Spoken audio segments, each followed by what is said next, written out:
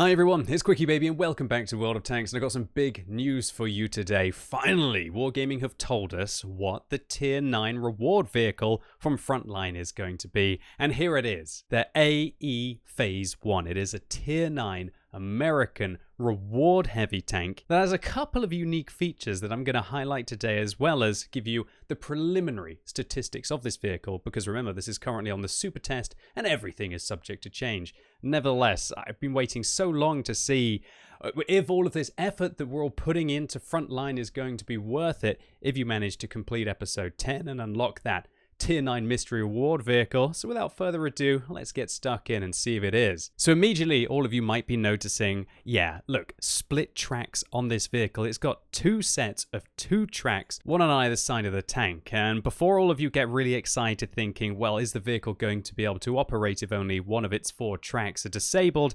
No, unfortunately, that's not going to be the case. All you have to do is still immobilize one of the vehicle's tracks, and you're going to be taking them off and rendering the vehicle completely immobile. Now, the model of this vehicle kind of looks a bit like the Tier 10 American Clan Wars reward medium tank, the T95 E6. But when we take another look around the different sides of the vehicle, we can see that it is pretty novel. And I'm sure that a lot of you collectors out there are going to feel that at least putting all of that effort into front lines is going to get you something unique in World of Tanks. But just because a vehicle looks good doesn't really mean anything. Wargaming have given us the preliminary stats for the AE Phase 1, and because of course the tank isn't available on TanksGG, I've written down all of the statistics of the AE Phase 1, as well as comparing it to 2 of its Tier 9 competition in the form of the M103 and the Conqueror. So right off the bat, the AE Phase 1 has a 120mm caliber gun, a lot like on the M103 and the Conqueror, and as with most 120mm caliber guns on heavy tanks,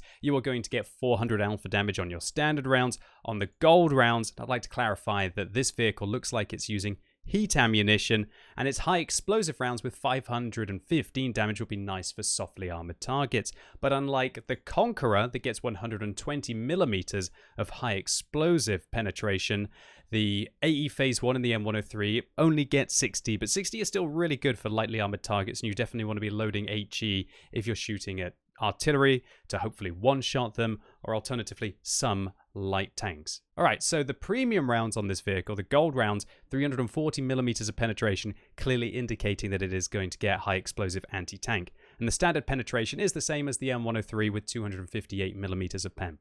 Alright, so now onto the rate of fire of the AE Phase 1. And remember, everything is preliminary with regards to these statistics, but currently it's a little bit disappointing. 4.8 rounds a minute, way lower than the M103 and the Conqueror, firing half a round a minute less. And this impacts the tank's damage per minute to a very lowly 1,920. That's mediocre on a Tier 8 vehicle. The M103 and the Conqueror kind of get away with having poor damage per minute because they have other great statistics, but when you lower it down another 10%, that's pretty horrific. Alright, so now onto the gun handling, and it is all about that accuracy. Or shall I say, it's not about that accuracy, because 0.38 is the worst in this comparison, way behind the Conqueror. Next up, aim time, 2.7 seconds, the worst in this comparison. But of course, we don't have the dispersion values for the vehicle, so if its turret traverse dispersion or its moving dispersion is excellent on this tank, that will kind of make up for the 2.7 seconds. Now, the depression of the vehicle is fantastic at 10 degrees, a lot like the Conqueror, and clouts the M103 for 6. The elevation on these vehicles are all identical at 15 degrees, and the turret traverse dispersion is 32, again identical. Now onto the mobility of the tank. What have we got lined up? Well, this vehicle has 900 horsepower, slightly more than the M103, but the power to weight ratio of the vehicle, as the weight is slightly less, is superior to the M103, so a little bit of a mobility advantage for the AE Phase 1 and significant mobility advantage over the Conqueror.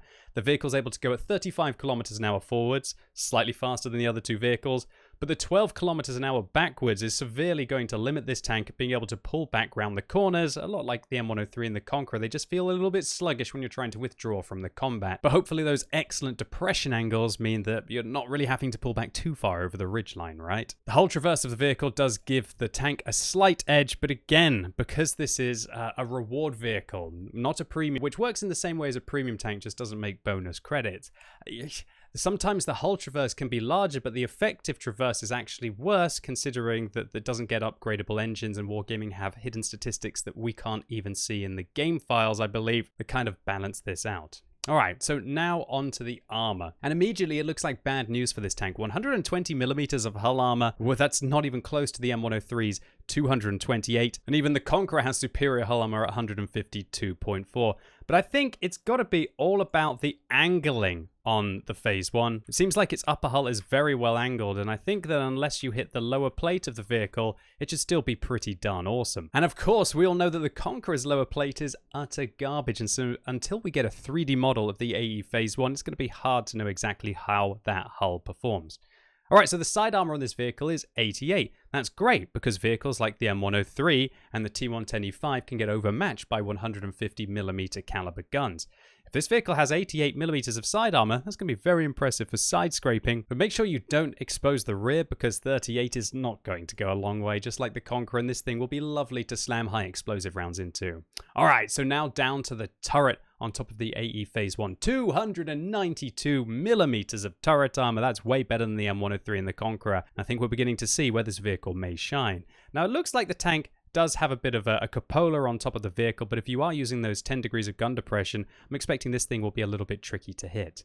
It's all about whether these plates on top of the tank are going to be 50, 60, 80, or if they're going to be thicker, because obviously if it's 50mm, that means it's going to be overmatched by 152mm caliber guns.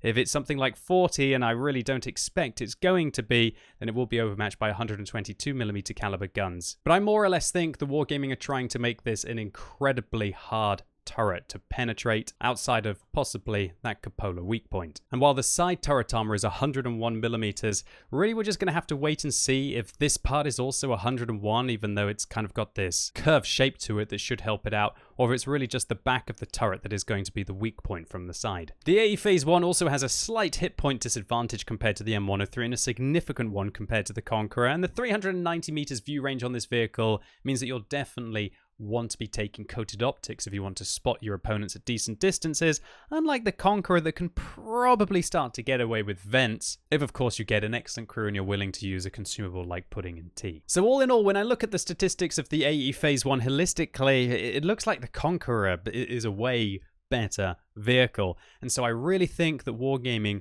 must be focusing on that turret armor in this tank. I expect they're trying to make a vehicle with worse DPM, worse gun handling, but when it actually gets into position, this thing could be an absolute monster with an impenetrable turret. When you take into account that the vehicle's mobility isn't exactly poor, apart from the top speed limit compared to Soviet and Chinese heavy tanks, yeah, this thing will trundle around. It's not exactly going to be a very slow vehicle like some of the super heavies at tier 9. And in theory, if your turret armor is that godlike, does it even really matter if you don't have the largest amount of damage per minute? If you're in a 1-in-1 or a 1-in-2 engagement, of course, then hopefully you're going to be able to whittle them down shot by shot. So if all of this looks a little bit dreary and you want something else that's special about the AE Phase 1, yeah, I've got some more news for you. And that is that this comes with a couple of unique perks. Firstly, of course, it's a reward vehicle, so you can use all of your American heavies in it with no penalty.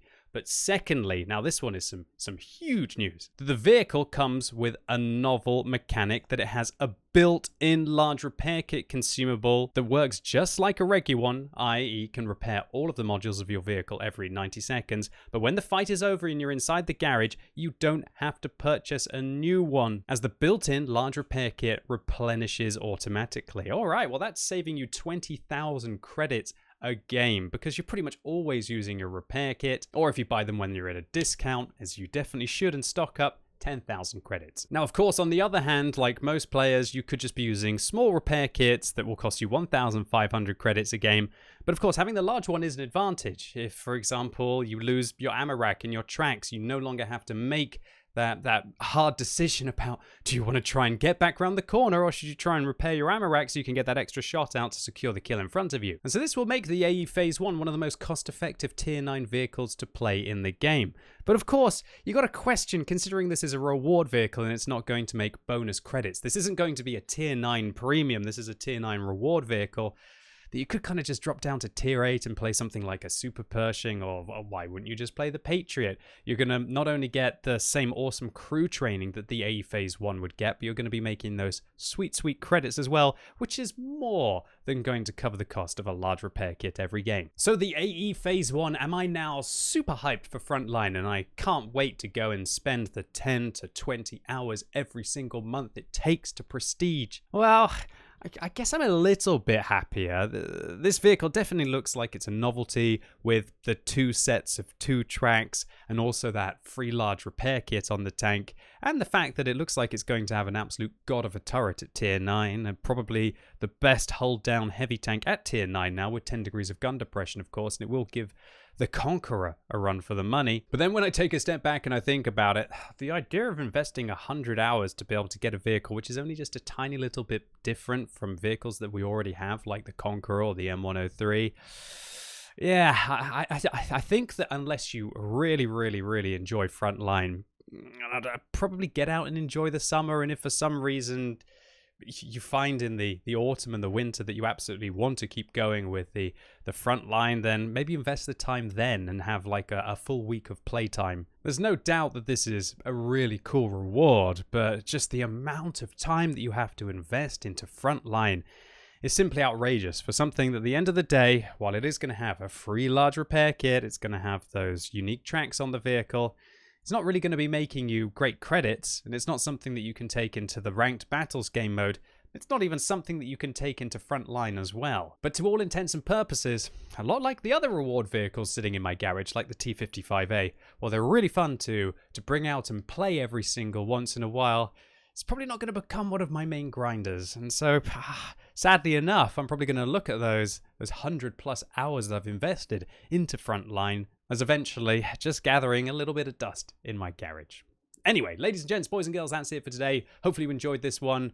If you did, give the video a thumbs up, but if you hated it, give it a thumbs down, and let me know in the comments down below what you think about the AE Phase 1. Has this one got you super hyped for Frontline? Have you not even played any Frontline now, and now you're thinking, oh, should I spend the rest of this year pretty much just grinding it? Let me know what you think, and stay tuned to the channel, as tomorrow I'm going to be doing a similar kind of thing for the reward for the ranked battles. And as always, thank you so much for watching. You've been epic, and hopefully I'll see you soon.